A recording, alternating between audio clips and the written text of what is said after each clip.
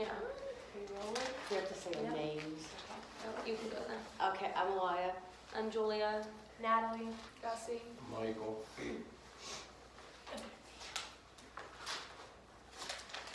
So I have down that the 4 principles of media ecology are do not be a one-eyed prophet, which was like really stressed, and it talked about like the difference between technophobe and technophile.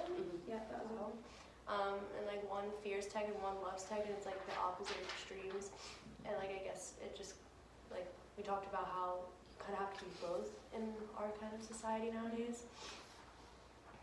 For the second one, it's function follows form, which is like the example that like kept getting brought up was like the iPad and Apple with like using a stylus, and then as soon as Steve Jobs died, like Apple decided to come out with the stylus, and it's like Samsung, and like they had it. So it's just like following what they do.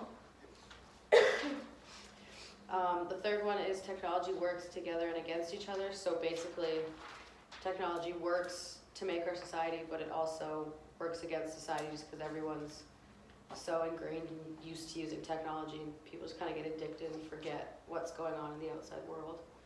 Yeah. The 4th one was the medium is the message.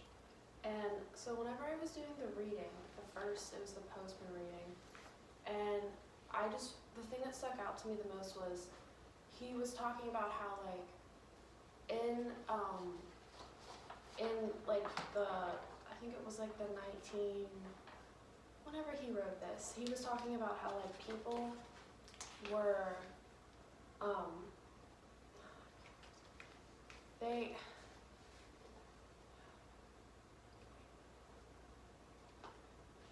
I just forgot what I was going to say. I'm sorry. Yeah. No, we'll go back to that. I wrote down a 5 that he like talked about one day, and then like Technologies extend our human Yeah. facilities. I thought that was interesting because it's like technologies are like enhancing us, but they're not necessarily a part of us yet. And like he was talking about like extremely down the line of like eventually becoming like cyber bots. Or, yeah, like, basically robots. like we have like everything like in us then like. Yeah, because you're saying like everything's in our phones. Like we Mhm. memorize phone numbers from phones, like your to-do list and your calendars in your phone. Like Yeah. that will become us. Like asking like if you could remember like someone's phone number if you had to. Most people can. No, and like I've actually been forcing myself to memorize like my parents' and boyfriend's phone numbers on purpose because like if there was ever an emergency, I feel like I would have to. But that was like a bonus Yeah, that was the 5th one. principle. But going back to the medium is the message. Remember when we like watched those 2 videos, but they Oh, were like one The of music. yeah, Yeah. the woman singing, and then there was like the rap song, Mhm. Snoop Dogg, right? Yeah.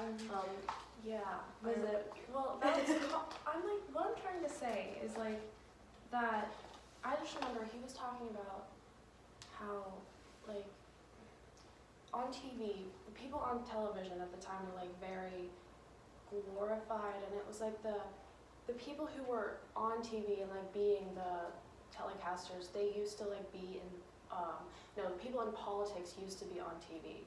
And I remember reading that and just thinking like, well, I feel like that means that like anything to be able to like run the country and like be in politics, you have to like be like presentable and like, so I feel like they were just really valuing like looks, and it wasn't like they weren't actually looking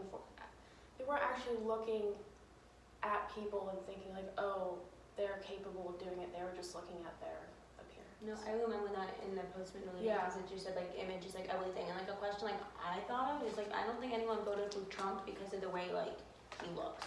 Probably. Definitely not. Yeah. So like I don't think that's like 100% accurate. Like I don't agree with Postman on that. Yeah.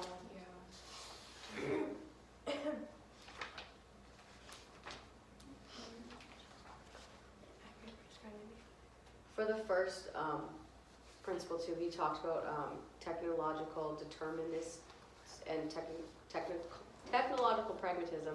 So it's like the deterministic vision could be good or bad. So like whether, like how you decide to look at technology, and then the pragmatism was it looks at technology as merely a tool that has no effect on who we are as a society.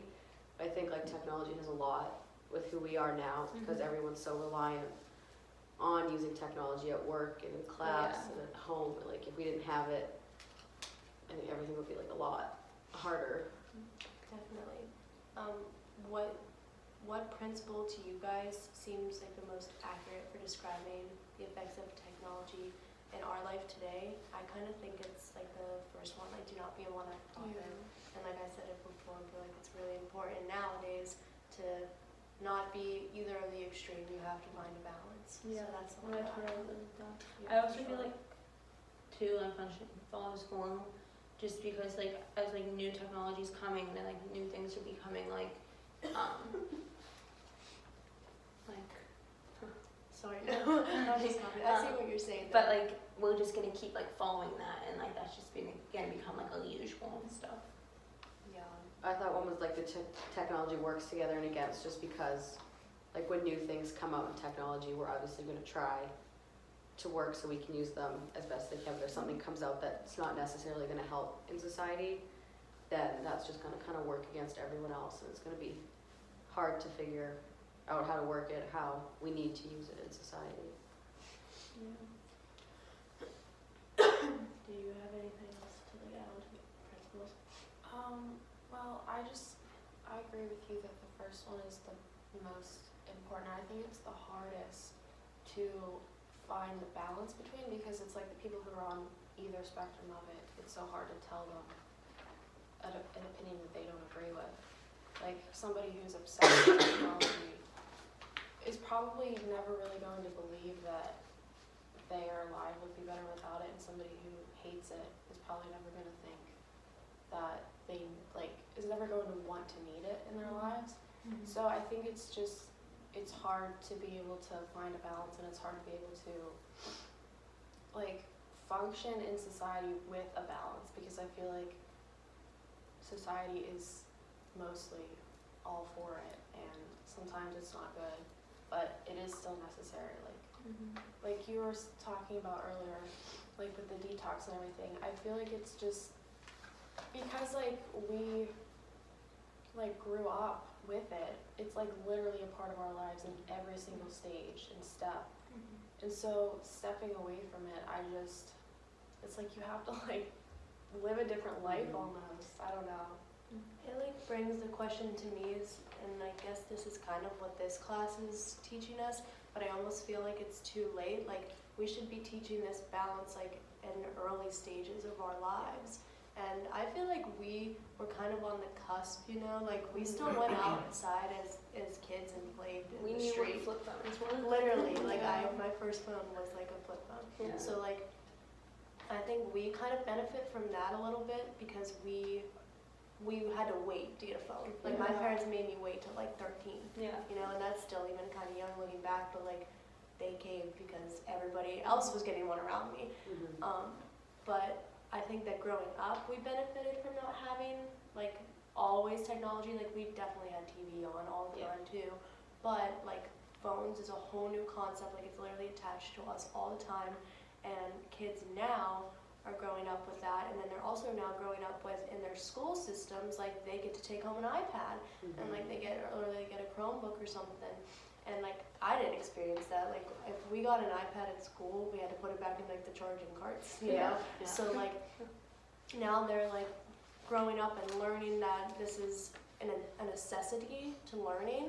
And I don't think that that's necessarily the case, because now we're in college and we're in this class teaching us that that shouldn't be the case, and we're all like crap. Like all these kids are now thinking that that is what's right. Have you guys like ever lost your phone or broke your phone and like didn't have a phone? Like I've just broke my phone like a month ago, and I didn't have a phone for like 4 days, but like I didn't mind it. I didn't mind it because I mean I don't really like care to have my phone as much because it just doesn't bother me. But it's just like everyone now is so like addicted to it, and I don't know. Yeah, if you lose it, it's like you're losing like Life is like, Yeah. like a part of you. you were saying like with play, it's like when we were kids, we would go to the playground and play with our friends. Now my brother, he's 13, he'll be like, oh, I'm gonna go play with my friends. I'm like, okay, and I go to the basement, he's got his headset on, playing video games. I'm like, you're not playing with friends. I feel like that goes back to the whole question, like, is technology a violence? Yeah, Which, like, I feel like it Yeah. kind of, like, it is. it can be if you don't use it, Whenever like with parents. I was reading the first chapter like of Han and he was talking about that. I was so confused, but like after we read like 5 more chapters, I understood it. And That the makes language sense. is kind of confusing, but like when Yeah. you put it in simple terms like this, Mhm. it makes much more sense and it's applicable to our lives. For sure. Okay. You guys want to move to like the 3 approaches and like which one's most reasonable? Yes, I marked down 2 important ones that I thought, so if there's another one that I'm missing, please share. I have like the Achievement Society and excessive positivity as ones. No, I agree with those. Yeah, those are the ones I had too. And I didn't understand what he would like. When was this book written? I think 2011 published. 2011, I think so. Like the language that he's using, you know, it is a little bit more philosophical and kind of Yeah. theoretical. Yeah. So like it was a lot to read, and then on top of that, it was written, you know, probably around a decade ago. So like the technology wasn't even close to where it's at. But the foundation of what he's describing with like an achievement-based society, Yeah. and I actually like really like resonated with everything he was saying in the sense of the Achievement Society because like my high school was very competitive and everyone was like you have to like be getting A's and that culture was just so like pushed and I have been like subjected to that my whole life and it honestly really sucks because it teaches you that like your value is based on your grades and then that just really like you can really get sucked into that and then it really can affect your mental health in horrible ways. So reading that just made me really think about it and think about how like whenever you just go through the motions and you're just functioning and all you're doing is trying to reach a goal that isn't even going to probably fulfill you, it really just makes life feel bare and it really just takes away happiness. No, like it does, and he even said that like in class how like ELF has like a different like view like than what we do, and like the like look just like happy versus like the US. I might look at like isn't. He used the one example too of like advertisements nowadays and how it's like there's advertisements for baby pacifiers saying like if you use this one your kid's gonna be more successful, which I think like you shouldn't be That's so worried about making ridiculous. a baby successful when they don't even know how to sit up on their own. And I just think it's like we're at the point in society where if you don't get a promotion or you don't get like a raise in a job then you kind of failed and then everyone's just kind of like, oh like I did all this work and it's for nothing basically, which I don't think is how we should be living at all. But then there's like people who have like a lot of money and like it doesn't matter if they fail because their parents will have like Yeah. something for them so they'll always like succeed. Oh, that's interesting. Yeah, that is interesting. I was thinking about it in the ways that like social media portrays everybody's achievements. Like on social media, you're really only ever seeing everyone's best days or their biggest accomplishments and like the coolest thing that they're doing. And it doesn't show like the real, maybe it's like hard work that got them there, like months and months of hard work, or it doesn't show that like they screwed up a billion times before that. And like I appreciate people who are on social media and like will show that or at least like talk about it, because for someone to be like they started a fashion brand or whatever and they have 1 billion followers now and like they look so successful, like it probably did not happen overnight, but it makes other people look at them and be like, dang, I'm not doing enough. Like Yeah. how did they get to be like that so quick? And it probably wasn't, but that's how social media portrays it. Exactly. I am not on Instagram right now because I deactivated it because I just needed to was on it all the time, I would look at people, like, I would follow, like, fitness pages, and these girls have, like, perfect bodies, and it's just, it would make me upset because, like, I would see it after I just went to the gym, and then it's like, well, why don't you look like that? But then I just tell myself, like, they're probably paid to look like that, I just don't have the resources to do it, you know? But, like, it still, like, opens very negative thoughts in your brain that, like, it's just hard because you don't know what's authentic and what's not, and you get really caught up in images, and you think that you need to look like that, but you don't. But it's really hard to know, like, what is the truth on social media. That's like kids now growing up, like little girls seeing like magazines and on TV, like the perfect person. Like that used to be like Barbies for us when we were little, 'cause, like everyone wanted to be Barbie. Yeah. Now like everybody wants to look like a model, and kids are just kind of, I think, going through like elementary, middle school, just kind of not happy with themselves if they don't look like the perfect kind of girl, and that's all because of social media. And that like leads to like achievement failure because then you just feel like you have not like, achieved anything that you Yeah. thought like you were supposed to. Like academically Mm-hmm. or like personally or like materialistically, like even looks wise, like we're saying, like I feel like social media has just amplified that so much. Oh, yeah. But like in some cases it can be like this is kind of going back to like about technophobe and technophile almost, like specifically towards social media though. I feel like you have to have, you know, you have to see the positive and negative on both sides because yes, her image might be making you think like, damn, I just worked out at the gym for an hour and don't look like that. But like in reality, like she probably has been working out for a year or 2 years behind the scenes. So like look at her workouts or whatever as like inspiration, not to like tear yourself down. And it like goes, tech is all doing this to us and it's making us have these like feelings and thoughts that are like really confusing, but I feel like it comes down to like personally looking inside yourself and being like strong enough to know like I can do this, it just could take more time. Get like off with the social media thing. So there's an example. So there was a girl that I went to high school with and I like knew her personally and she has like a fitness page and everything and she would always post about it.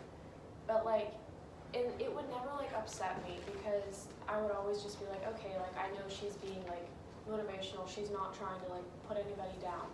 But like if I didn't know her personally, I would probably be really upset about it because it's just a different perspective whenever you don't know what's going on behind the scenes. So like whenever you don't really have a connection to it, it's easier for you to just get upset about it. But whenever you actually like know what's happening in real life, you're able to like see the good in it, I guess. True. I feel like with the thing that like you said that kind of relates to the different and the other that we talked about, because like everybody's different, but we're not other Yeah. like each other. And I like the example that he used that like two cities, like New York and like Tokyo or something, like they may be different, but like they're the same because like it's all like globalized and like not other from each other. I think that's how like people are as well.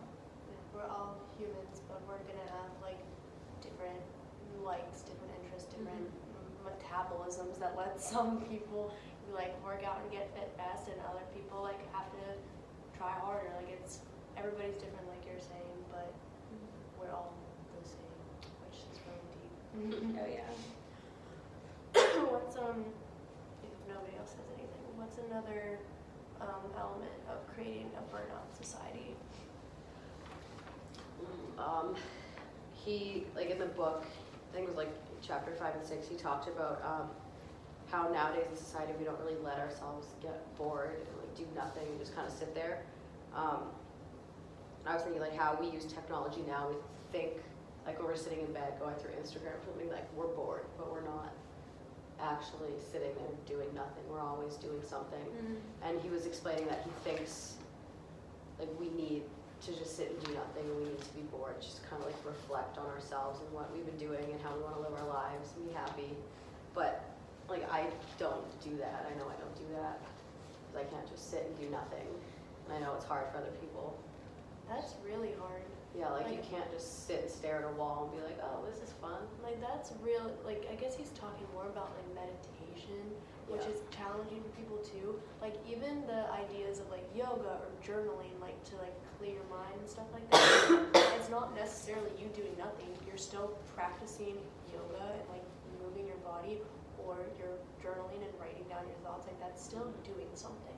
So the idea of literally doing nothing to reflect, I feel like we don't even know what that is anymore. No, like I don't think anyone can physically like force themselves to do that.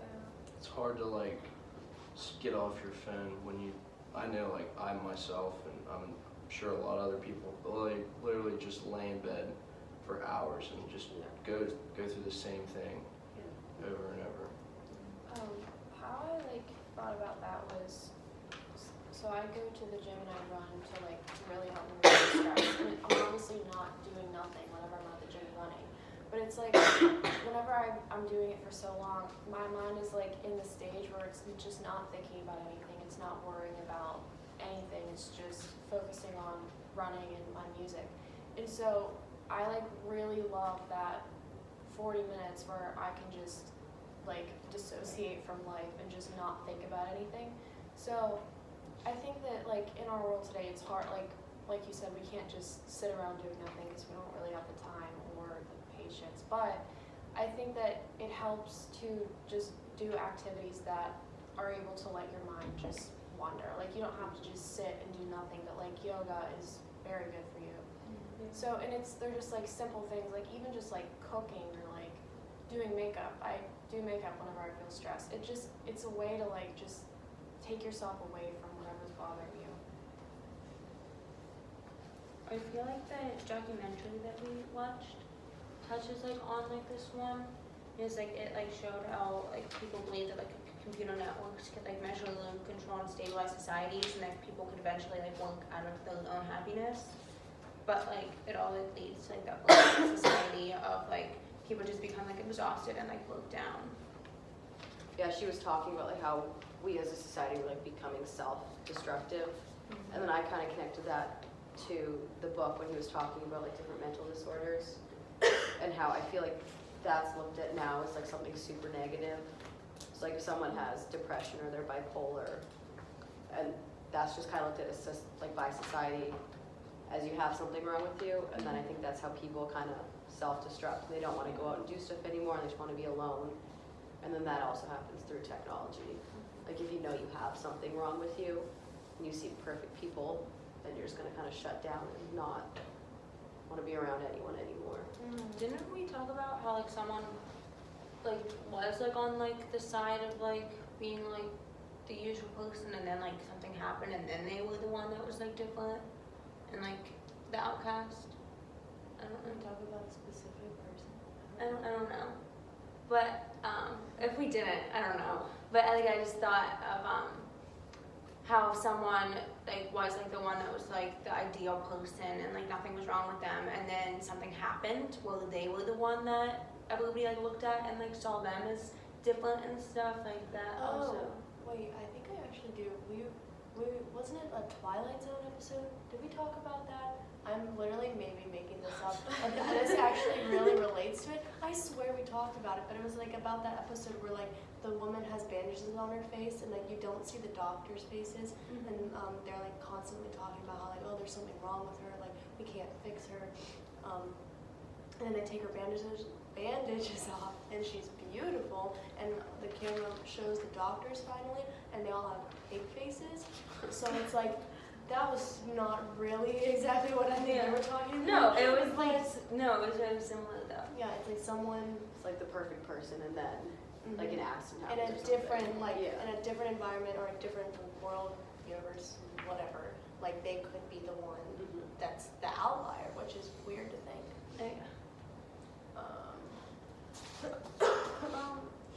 So whenever he was talking about excessive positivity, and whenever he was talking about how like depression is caused by no longer being able to be able, like I understood that, but at the same time, I feel like there's a lot of things that cause depression, but like I did get what he was saying, how it's like you get so wrapped up in life and you just try to increase productivity, and then you just try to do that so much that you just burn yourself out, and then whenever you're in that phase of being burnt out,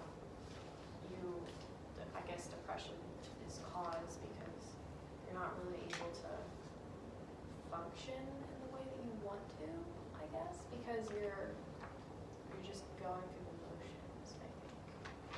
Like I had so personal example for that. So I'm on the rowing team, and it's like it's not fun all the time, and we like the whole team kind of collectively we get to a point in the winter where it's like we don't want to do it anymore, we don't want to be there, like we don't even want to go through the motions anymore, and our coach can just she starts to see that, she kind of sees that people are like starting to not try anymore, and it's just kind of no one wants to be there, and she does what she can to like help us, but at that point I think the only thing that really helps us is like having a break, going home, just kind of so we don't get to the point where it's like we're getting completely burnt out and don't want to do anything anymore.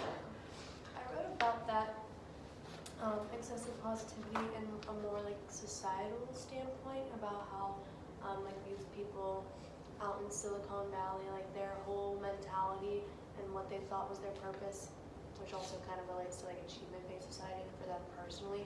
But I'm not saying that they were thinking that their technological advances would create all this positivity. Like most likely, they were in it to make money, you know. But their positive, you know, enhancements in whatever technologies or companies that they were producing, like they sold it to like the society and people as if that this was going to benefit them and that this was going to be a good thing for society. And like I think it even talked a little bit about like how technology, I feel like we talked about this, like how technology would help build a good society, like a perfect society. And like I think people got the impression that that's like all these positive improvements would help make their life easier, but it wasn't. It's literally too much positivity. Sometimes people need to, you know, struggle a little bit, or like everyday tasks turn into like something like literally, this is such a weird example, but like vacuuming, like now there's a little robot vacuum. Yeah. Like, yeah, like my sister had one and she actually got rid of it because she was like, this is weird. Like, but that's like what I'm thinking about like nowadays. It's like a simple task like that that's like actually rewarding for a homeowner in some ways to like clean their house has been resorted to something that a robot can do. So that's what I kind of saw as like relating to nowadays too much positivity, too much like. That's a great example actually. Because it's so like dumb when you think about it. Because maybe some people enjoy vacuuming. Maybe that like is stress love relieving. I actually like it too. I think it's Like seeing all the satisfying. little fuzzies Yeah. get picked up. I love it. That goes perfectly with like being like a tool, like how he like kept using like the O-Toodles like thing, like that's like that, like you're pressing a button and it's just vacuuming for you, like you're not doing anything. I read another book. I don't know if this is the same Crawford that we're reading now, but I read a book in another class that was like shop class and soul craft. I don't know if it's the same author of the book we're reading now, but anyway, it talked about how like the evolution of you know, people and their craftsmanship making chairs, and then all of a sudden it was like mass produced by machines. Like that took away people's like creativity so much, and like the ability to make something with their hands. Like it was so rewarding, and then it was taken away because it saved companies a bunch of money, and they were easily able to mass produce it. So like that kind of goes along with that too. I feel like there's 3D printers now too. So like if you just print something and it pops out for you, That's great. which I think is weird. So what do we think about the animal lab runs and how that is working to like create bare life or like just bare functioning? I took that as like what Han was saying. Animals are the only mammals that can actually multitask and like do more things at once, because he was explaining like an animal would have to go eat and find their food, but then they also have to be worried about like another animal coming to eat them. Yeah. And I think we as society, like, we think we can multitask and do a bunch of things at once, like text and drive, eat and drive, but like you can't. And I didn't know animals could like actually do that. Yeah, I never thought about that in that sense. Neither did I. That's like what I took it as. In the book, he mentioned how life feels like radically fleeting nowadays because he says that there is a modern loss of faith, which can make life feel radically fleeting because nothing promises substance. So like, I guess like being in a state of just nervousness and just like floating around all the time and just not feeling grounded in anything, and then that can create like a denarrativization of the world.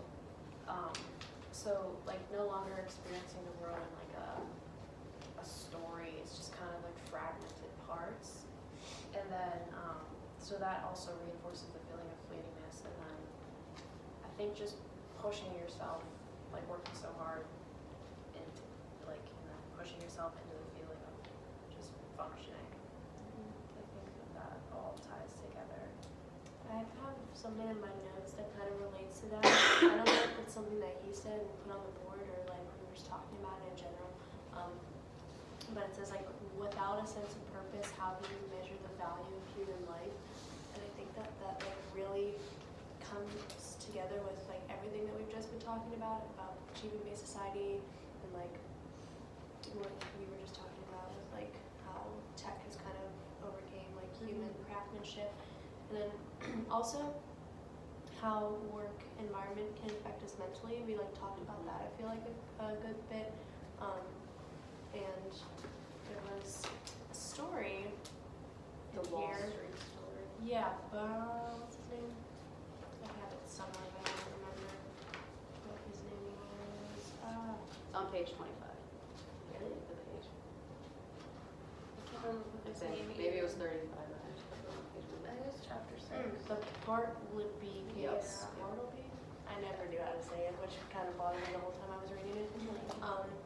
But yeah, that kind of like connects with me, like his, like what the heck was his purpose? Like just working every day and staring at a wall. Like that's not like exactly how it is today, but I had an internship this past summer that I literally did have a wall right in front of me, and like I made the most out of it. So like again, it's kind of about your mindset. But I could not imagine doing that for the rest of my life. Like going there and like, you know, the goal is to progress where you get like that corner office and you have like the windows and you like just feel, you know, you get sunlight, like you like can see like you're not in a jail cell almost. But I just thought that was like really interesting about how like when you enter the workforce, that is kind of where you start, like in little cubicles and desks like that, where your life kind of sucks, and then the goal is to grow and get promoted and all that stuff. But I think what he was talking about was kind of like, is that like that? Should that be our goal? Like, Yeah. that's really interesting that it's kind of become that. Yeah, to add what you said about like the value of like people, like I had that down, like the value of like being is found in like being told, because like whenever we started as like a cubicle, like a small job like that, like we basically on just a toll, like we're not like doing anything like that actually like benefits people. It's just doing like that job over and over again. When I read that part, what I kind of got from it was that people are struggling now to live like a stress-free life. And even sometimes, like if we don't think we're stressing about something, we always are. So if there's a problem at work, like I feel like people don't always express the problem to try to resolve it. They just kind of move on to the next thing, which is what I mean. Like if you're just kind of working just to work and make money, you're not really gonna care if there's a problem, unless you're like passionate about it. Yeah, you just like get in a zone where you're just like basically a robot, and you just like You ignore. just do it. You just ignore your natural human functions, and you just like suppress yourself so much, and then you just very unhappy in the end. That's my worst nightmare.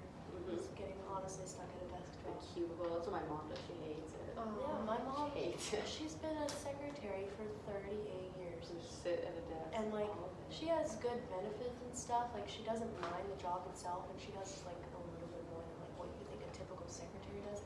But like, she actually doesn't mind it. And to me, I'm just like, I like literally pray I don't get a job like It's that. like receptionist at like doctor's office. I'm like, I don't know how you do that. That's what I work as like a saleswoman, like at Nordstrom, and I work with people, and like that's the full-time job.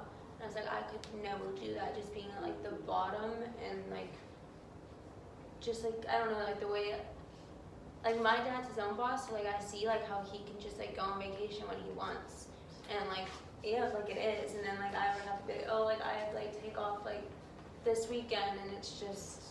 Yeah, or you have to hope that someone gets your shift covered, Mhm. and that's just rude if they don't. Exactly.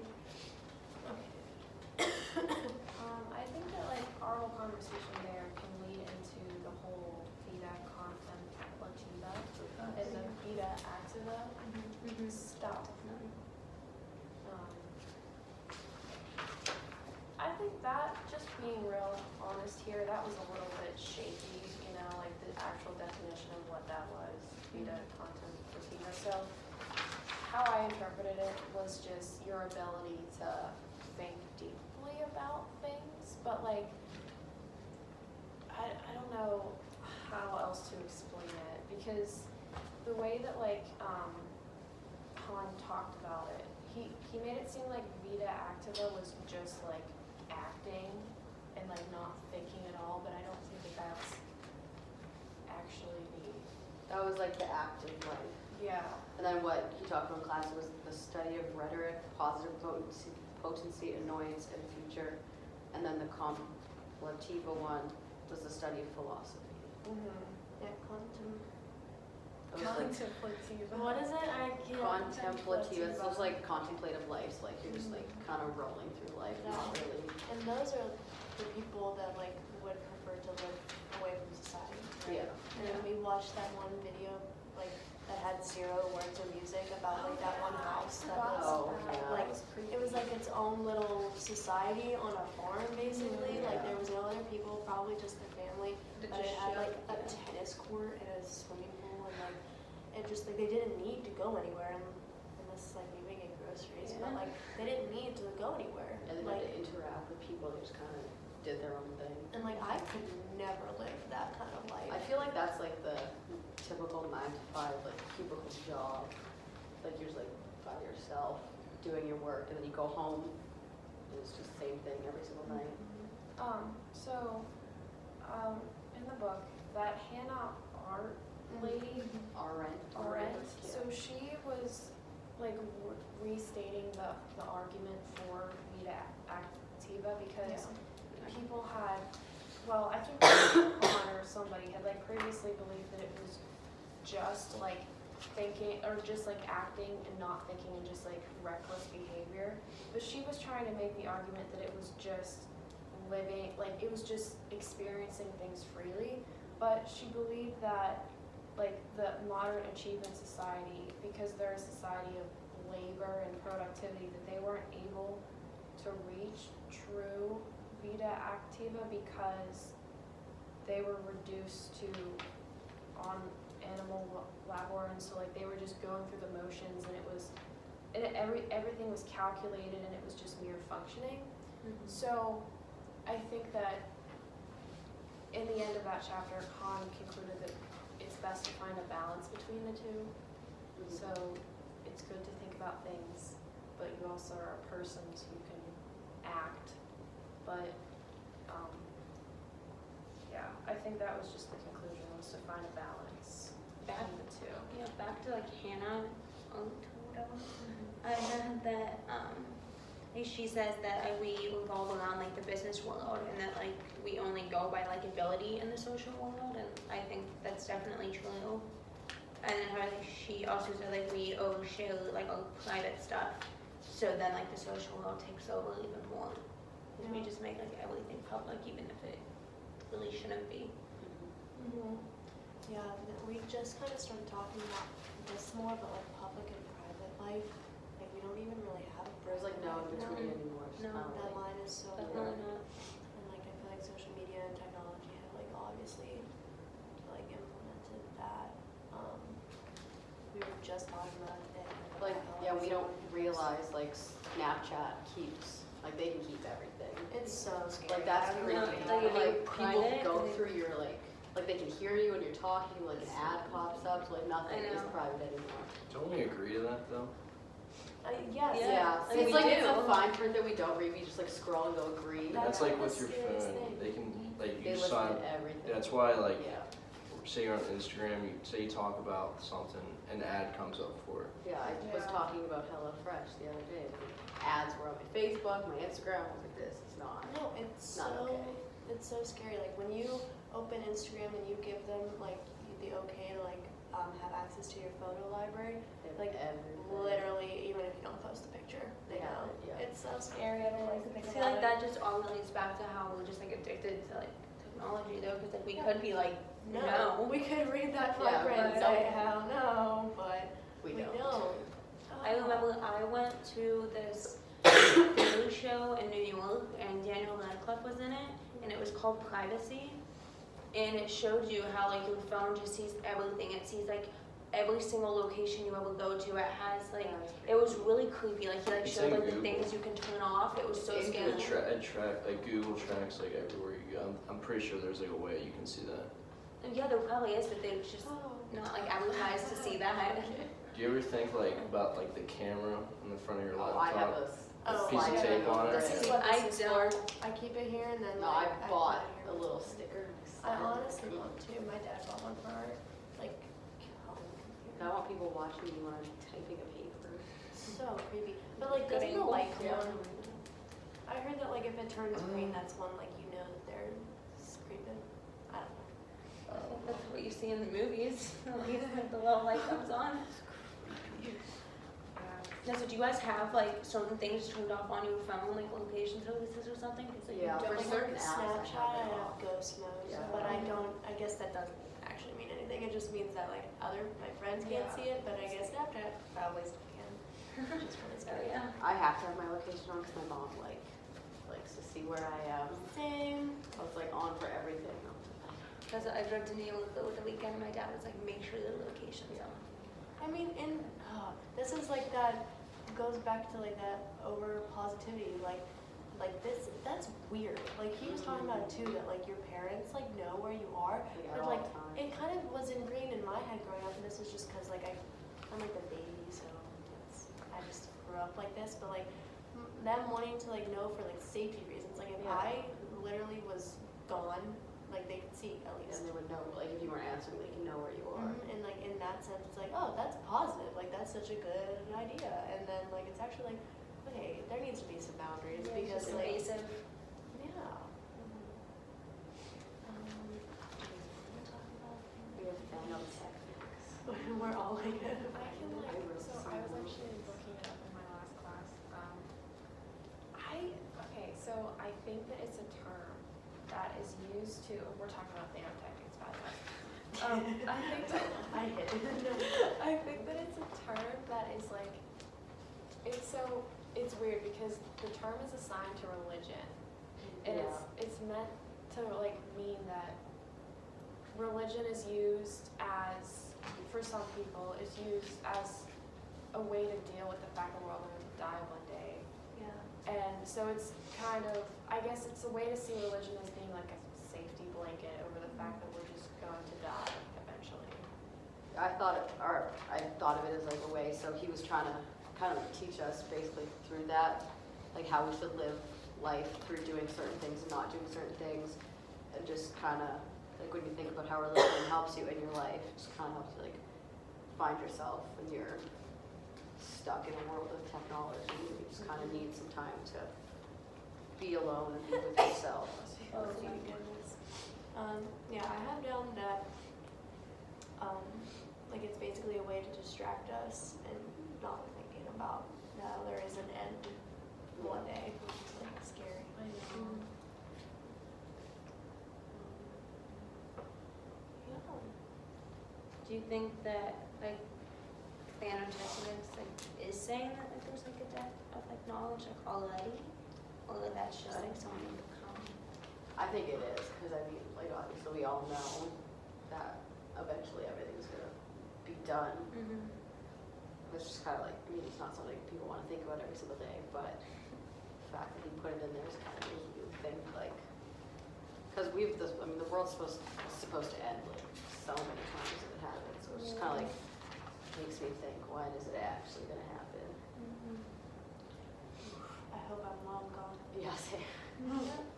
Yeah, honestly, I get what you were all saying, but I didn't necessarily love that he assigned like that role to religion, because I think that yes, some people do just use religion as like a means of like finding answers for things, but for some other people, religion is actually very meaningful, and it's not just like an excuse to like make your life meaningful, or like an excuse to feel okay with the fact that you're going to die.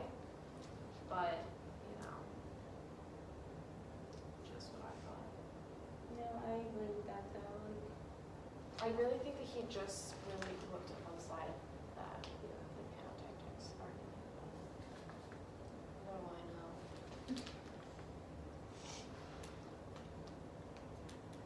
so do we think that this remedy of all problems would create worse problems or remedy them?